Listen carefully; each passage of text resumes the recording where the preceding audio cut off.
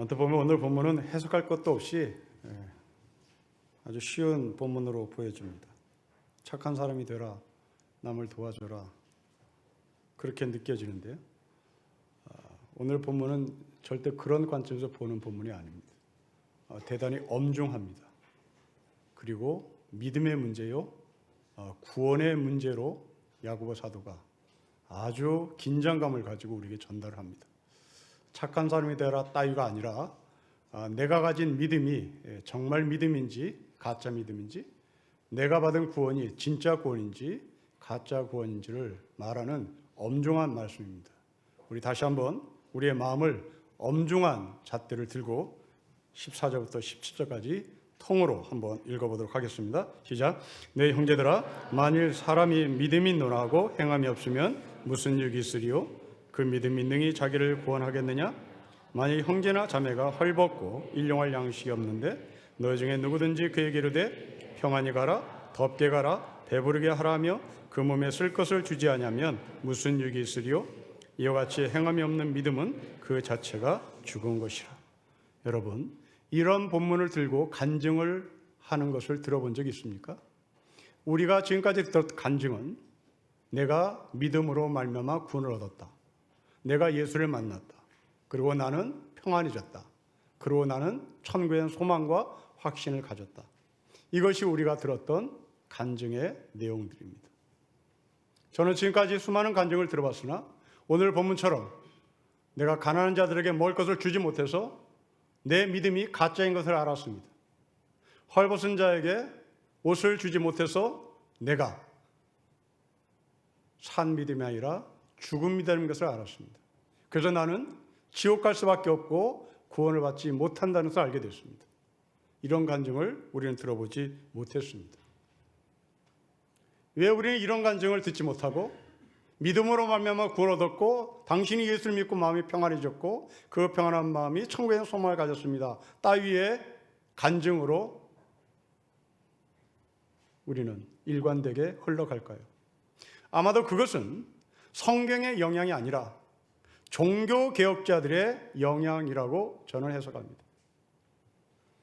우리 개신교를 우리는 프로테스탄트라고 표현합니다. 번역하면 저항자라는 뜻입니다. 당시 루터, 즈빙글리, 깔뱅 같은 사람들은 로마 캐톨릭을 향해서 저항했죠. 그러나 로마 캐톨릭을 향해서만 저항한 것이 아니라 로마 캐톨릭이 세속 정부와 야합한 그 힘을 향해서도 종교개혁가들은 저항을 했습니다.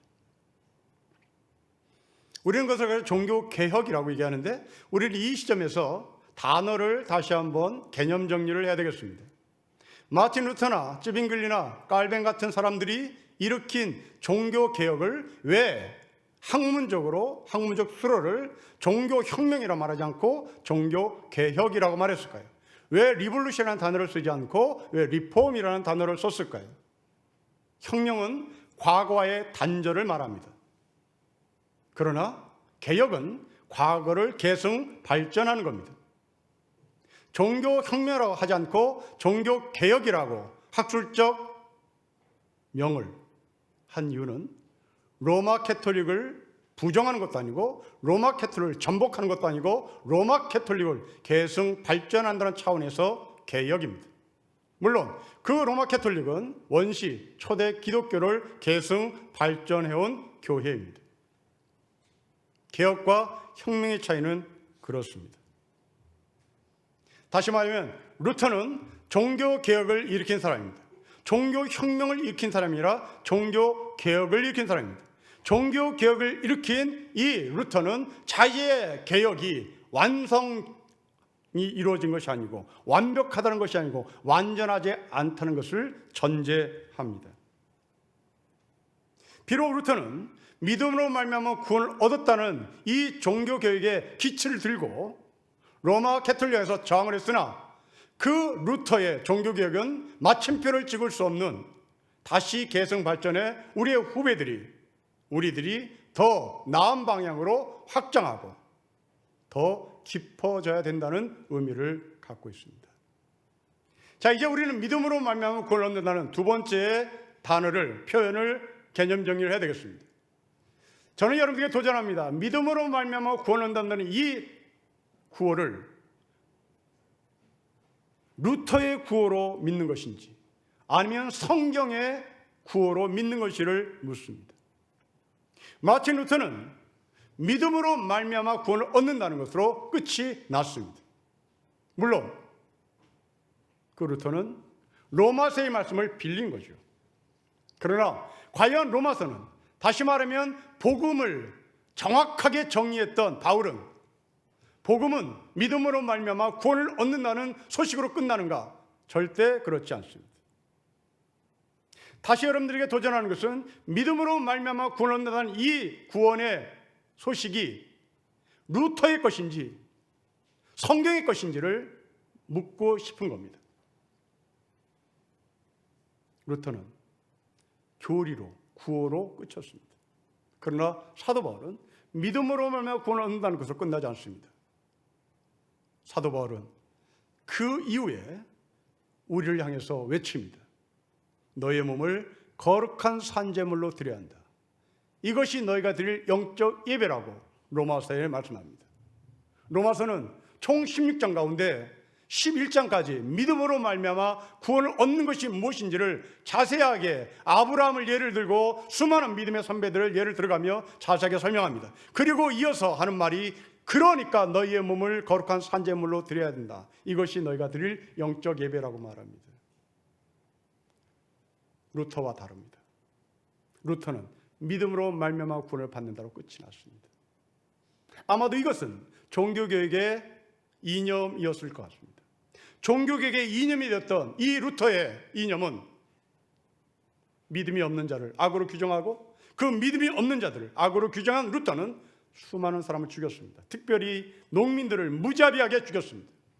이것이 루터의 신학의 한계였습니다.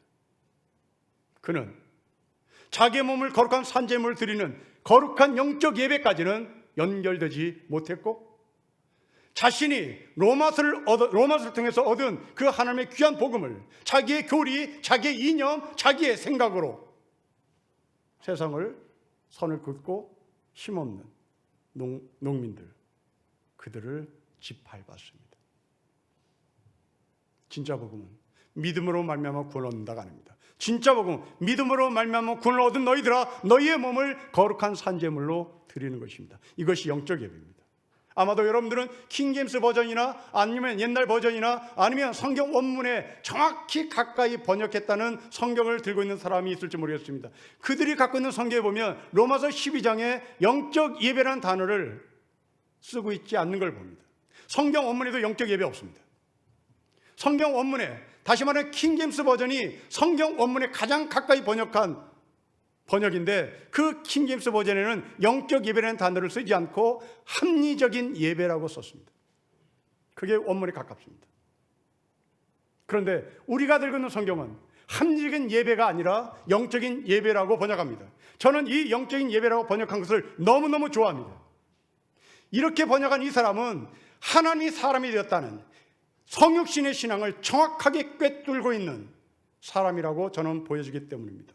너희의 몸을 산제에서 드리는 것이 영적 예배입니다. 몸이 영인 겁니다. 영이 몸인 겁니다. 기독교는 이렇습니다. 성경은 이렇습니다. 하늘을 버리고 이 땅에 오신 예수 그리스도를 믿는 겁니다. 우리는 하늘을 믿는 사람이 아닙니다. 우리는 탈육신한 사람이 아닙니다. 우리는 성육신한 예수 그리스도를 믿는 겁니다. 우리는 이 역사를 탈피해서 하나님을 찾지 않습니다. 우리는 이 역사 안에서 하나님을 찾습니다. 하나님은 이 역사 안으로 들어오셨습니다. 이 시간 안으로 들어오셨습니다. 하늘의 자리를 버리고 이 땅에 오신 분입니다.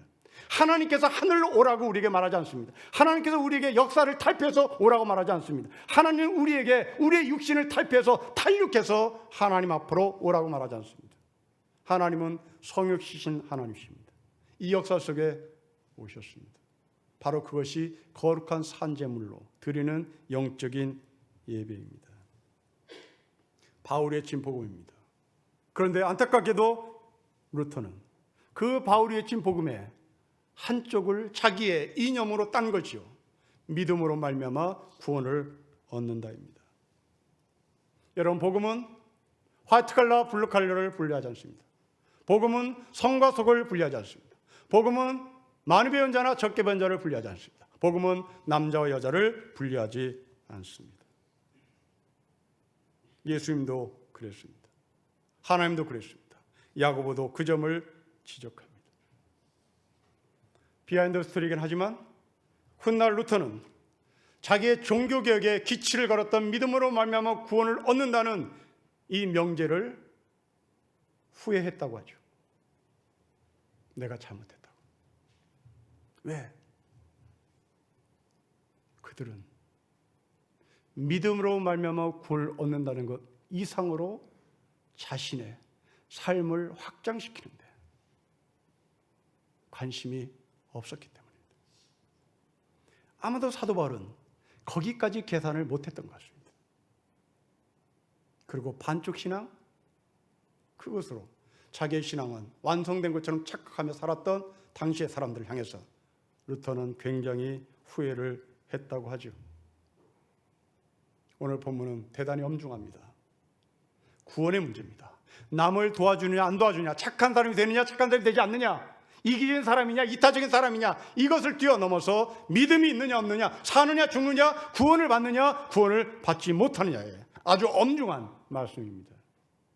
자, 이제 다시 한번 이 말씀을 통으로 읽으며 여러분들은 구원받은 사람인지, 여러분들은 죽은 신앙을 갖고 있는지 살아있는 신앙을 갖고 있는지를 다시 한번 확인합시다. 여러분 14절부터 17절을 같이 읽겠습니다. 시작. 내 형제들아, 만일 사람이 믿음이 있노라 하고 행함이 없으면 무슨 유익이 있으리요?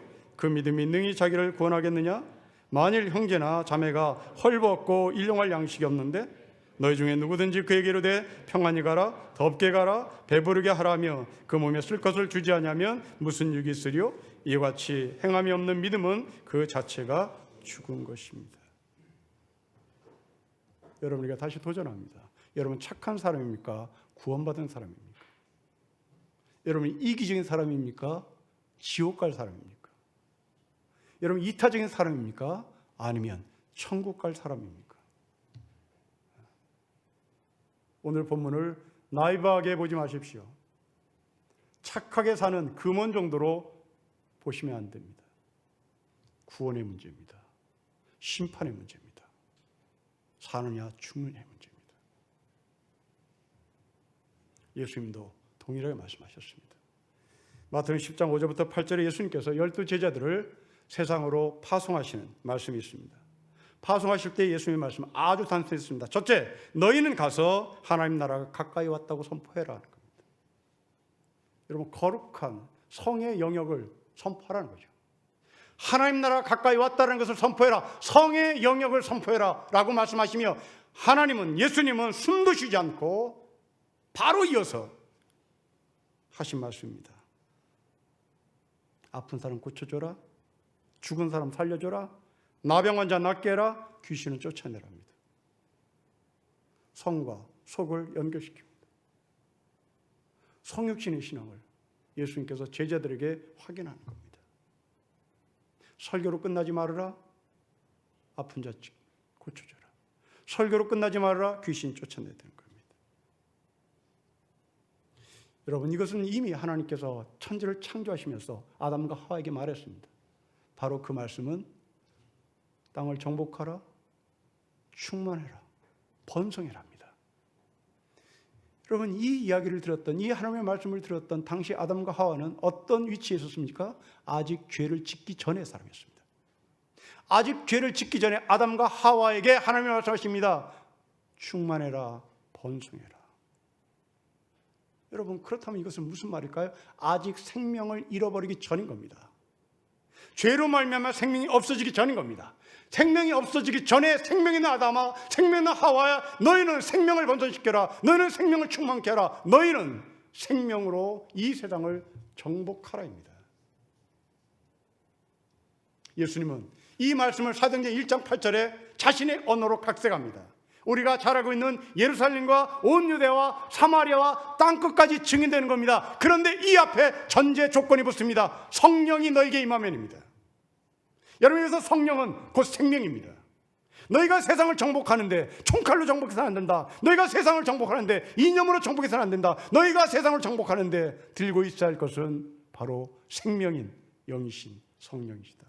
그 성령으로 예루살렘과 온 유대와 사마리아 땅끝을 증인의 삶으로 드러내야 되는 겁니다. 여러분, 기독교를 충만케 하는 거 아닙니다. 기독교 교리를 번성케 하는 거 아닙니다. 기독교를 땅끝까지가 아닙니다. 생명을 땅끝까지입니다. 생명을 번성시키는 겁니다. 생명을 충만케 하는 것입니다. 그렇지 않은 것은 믿음 아닙니다. 여러분 17절을 다시 보십시오. 굉장히 무서운 단어가 나옵니다.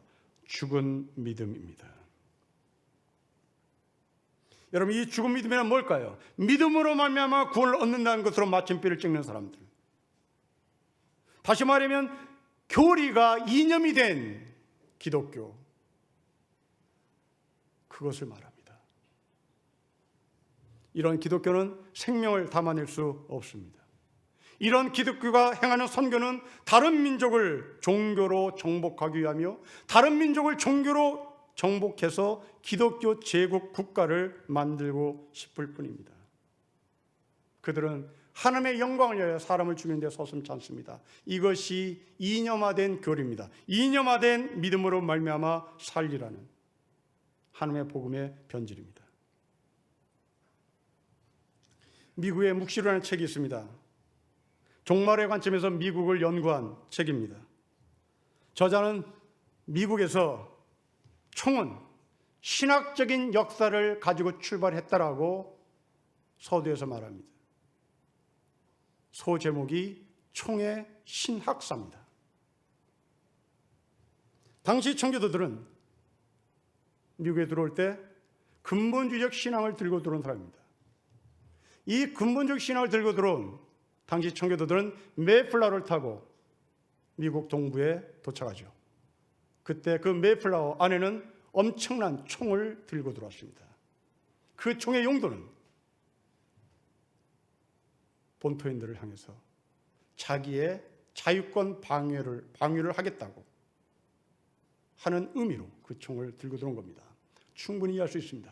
낯선 곳, 개척해야 될 곳, 개간해야 될 곳, 거기에 늑대나 아니면 인디언들이 갑자기 엄습하고 급습할 때 그들은 총으로 자기의 방어를 할 수밖에 없는 것 충분히 이해합니다. 그런데 이상하게 미국은 이 총을 변질시켜 나갑니다. 미국의 역사 문헌에 나온 글을 그대로 읽겠습니다. 17세기 청교도들에게 일요일은 총을 드는 날이었다. 문헌입니다.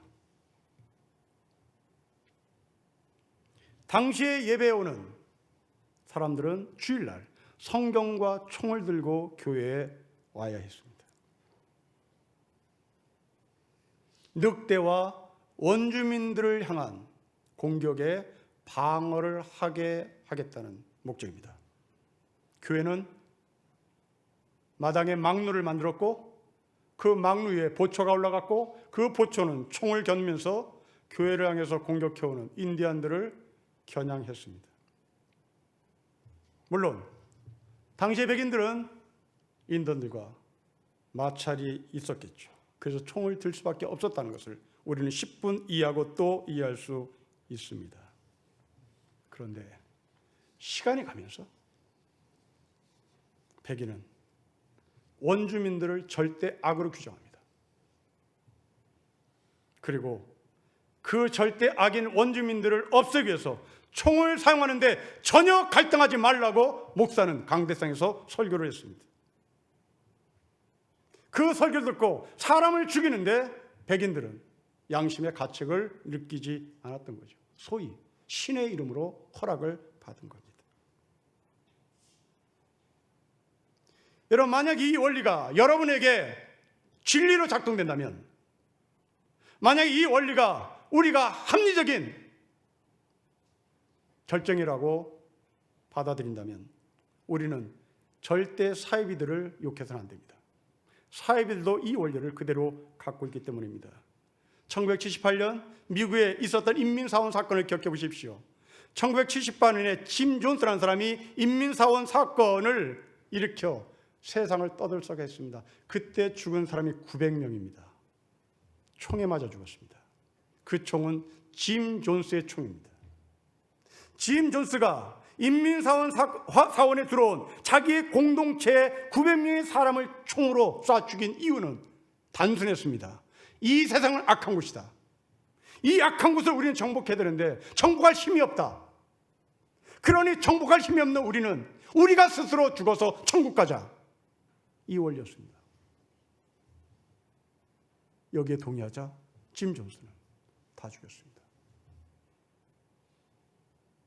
여러분, 이 원리나 청교도들이 총을 든 원리나 똑같습니다.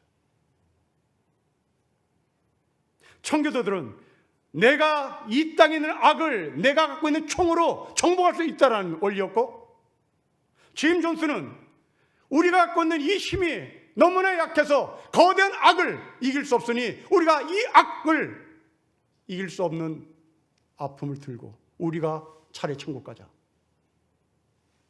그리고 죽은 겁니다. 원리는 똑같습니다. 이것은 복음이 아닙니다. 이것은 성육신의 신앙이 아닙니다. 성육신의 신앙은 악한 시대를 거부하는 신앙이 아니라 악한 시대 안으로 들어가는 신앙입니다. 하나님은 죄악된 세상을 버리지 않았습니다. 하나님은 죄악된 세상 안으로 들어오셨습니다. 예수님은 제자들에게 말합니다. 내가 너희를 이리 가운데 보낸다고. 내가 너희를 이리 가운데 보내는 이유, 이리를 다 죽여라, 이리를 다 쳐 죽여라가 아니라 이리 가운데 내가 너희를 보내는 이유는 이리들이 너희를 감옥에 넣을 것이다. 이리들이 너희를 왕따시킬 것이다. 이리들이 너희를 미워할 것이다. 심지어 이리들은 너희를 죽일 것이다. 그런데 끝까지 견디는 자는 복을 얻을 것이다. 여러분, 이것이 말씀이 육신이 되신 성육신 신앙의 핵심입니다. 사사기 12장 8절 이하에 보면 세 명의 사사 이름이 나옵니다. 입산, 엘론, 압돈이라는 사사가 나옵니다. 총 이들이 사사 생활을 했던 횟수는 25년입니다. 25년 동안 이스라엘 사사 생활을 했던 이 세 사람이 성경에 할애받는 지면은 총 8절입니다. 여러분, 25년 동안 사사 생활했던 이 세 사람이 성경에 할애받은 공간이 8절이라면 도대체 이들은 무엇을 했다는 말입니까? 그런데 이들이 무엇을 했는지 성경은 기록합니다. 입산에 대해서 이렇게 얘기합니다. 입산은 아들 30명과 딸 30명을 두었더니 그가 딸들을 밖으로 시집보내고 아들을 위하여는 밖에서 여자 30명을 데려왔더라. 그가 이스라엘의 사사가 된 지 7년이라. 그리고 죽었는데 이 사람의 묘는 베들레헴에 있다.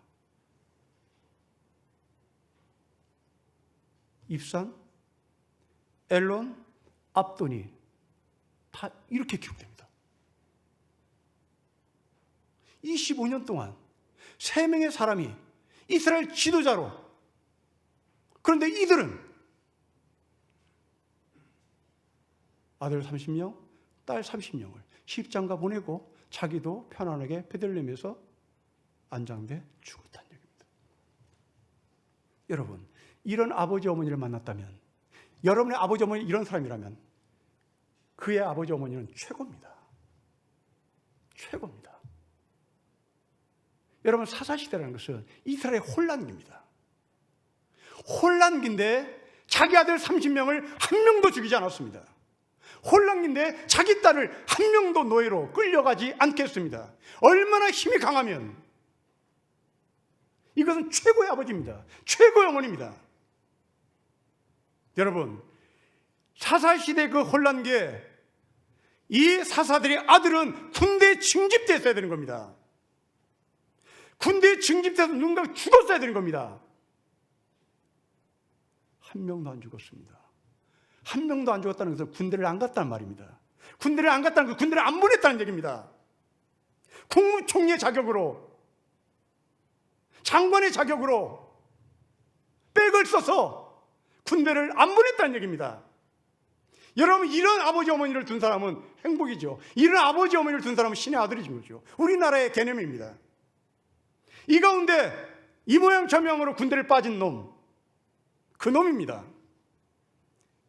결격 사유가 없음에도 불구하고 어떤 이유를 들어서 아버지의 백을 써서 군대를 기피한 사람들, 바로 그들입니다.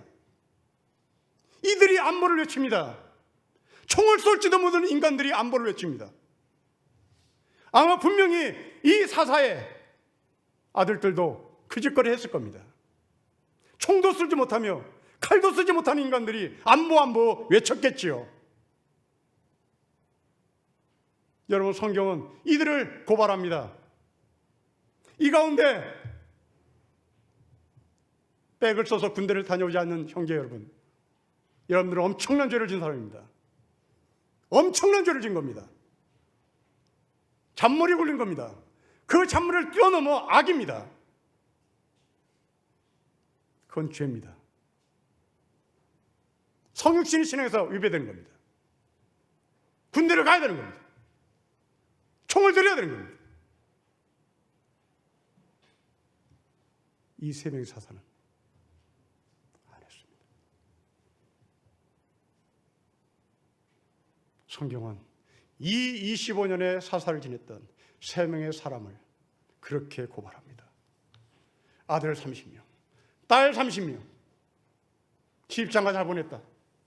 그리고 말년에 살다가 잘 죽었다. 베들레헴의 무덤을 안장했다. 그게 답니다. 그런데 이 사람들 바로 앞에 입다라는 사사가 나옵니다. 그 입다라는 사사는 11장 40절부터 12장 48절까지 긴 장을 할애받습니다. 그 긴 장을 할애받은 입다의 이야기를 들어보면 이스라엘의 혼란한 삶을 몸으로 버텼습니다. 그 대표적인 것이, 내가 승리하고 내 마을로 들어가는데 나를 제일 먼저 영접하러 나오는 사람을 나는 하나님께 제물로 드릴 거야. 사람들에게 선포하고 승리한 이 입다가 자기 마을로 들어가자 제일 먼저 자기 딸이 박수를 치며 환영하러 나옵니다. 입다는 그 자기 딸을 하나님께 제물로 바칩니다. 성육신의 신앙입니다. 형제자매 여러분, 여러분들은 입다의 성육신 신앙을 갖고 계십니까? 입산 엘론과 같은 철저히 자기 것, 밖의 것을 쳐다보지도 않은 채 내 자식 십장가 잘 보내고 내가 편히 죽는 것이 하늘의 복이라고 생각하십니까? 다시 거듭 말씀드립니다.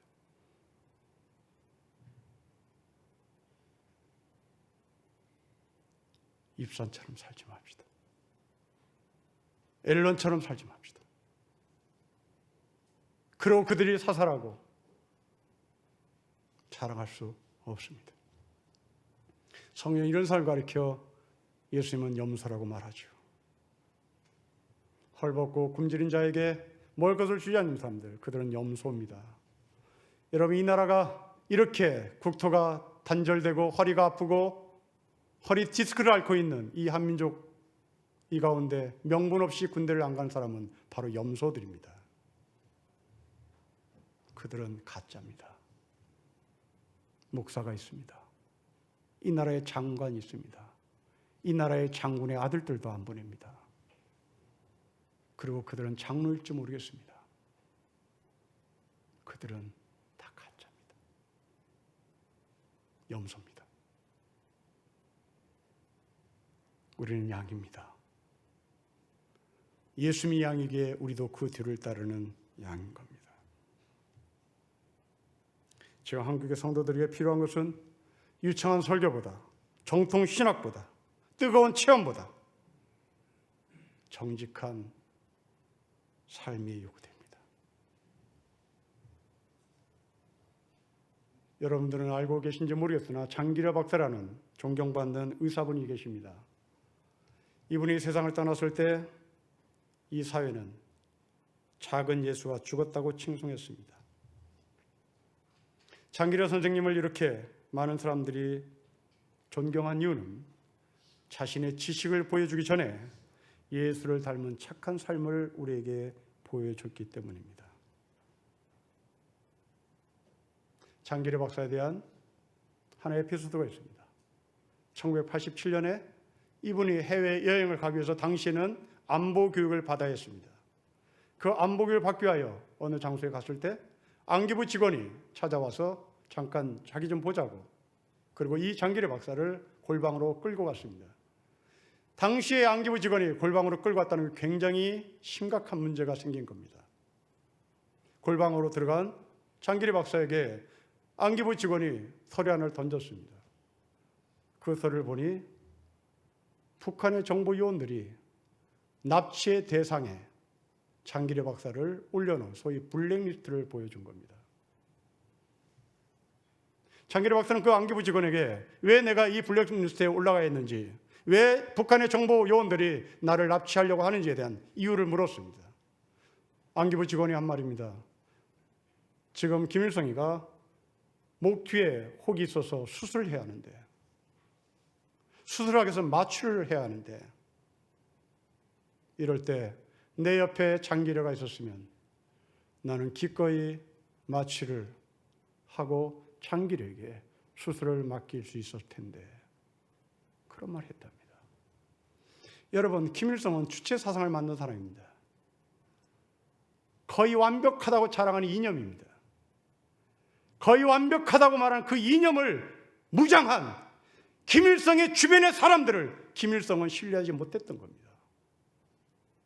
이념으로 무장한 김일성의 실력 있는 의사들을 신뢰하지 못했던 겁니다. 다시 말하면 김일성은 이념이 사람을 살릴 수 없다는 것을 이미 알았던 사람입니다. 그 가운데 이념으로 무장하지 않았던 장기려 박사, 김일성 종합대학에서 그리고 그 병원에서 교수 생활을 했던 그 장기려를 이념하고는 아무 상관이 없으나 김일성은 그 장기려를 찾았고 존경했던 겁니다. 여러분, 그렇습니다. 기독교는 이념 아닙니다. 기독교는 삶입니다.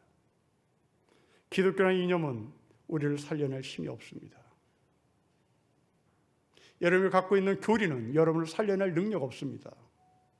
그 교리는 여러분의 생명을 이론화시킨 박제에 불과합니다.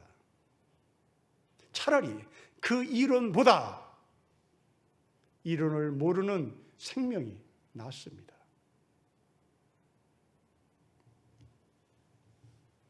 장기려는 특별한 사람 아닙니다. 우리여야 합니다. 우리여야 합니다. 장기려가 되려고 노력하는 것도 아닙니다. 우리가 이미 장기려입니다. 실력의 수준에 맞게 적재적소해서 우리는 장기처럼 살면 되는 겁니다. 이것이 예수의 제자입니다. 은혜를 말하지 마십시오. 은혜를 사십시오.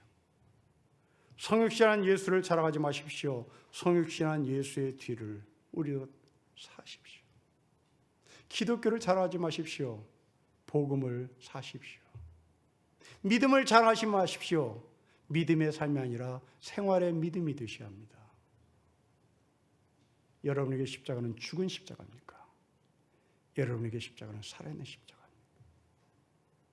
여러분은 지옥 갈 사람입니까? 천국 갈 사람입니까?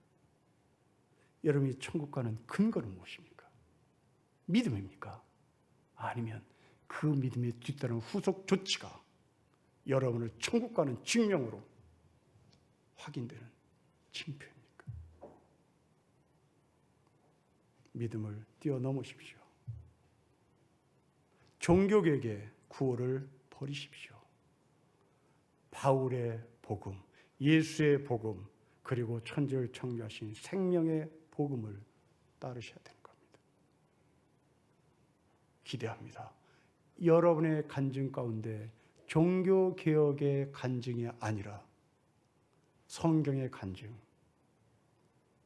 야고보의 간증, 나올 수 있기를 기대합니다. 우리 모두 그 양의 삶을 살기를 주로 축복합니다. 기도하겠습니다. 하나님 아버지, 박쥐화된 한국교회, 껍데기만 더 단단해져 가고 있는 우리의 개인의 신앙, 아버지, 그것을 뚫고 들어가 보니 거기에는 여전히 존재하시는 예수 그리스도의 속살이 있음을 감사하며 그 속살을 드러내며 그 속살을 사람들에게 나눠지며 그 속살에 참된 기쁨과 감사를 이 땅에서 펼치며 살겠습니다.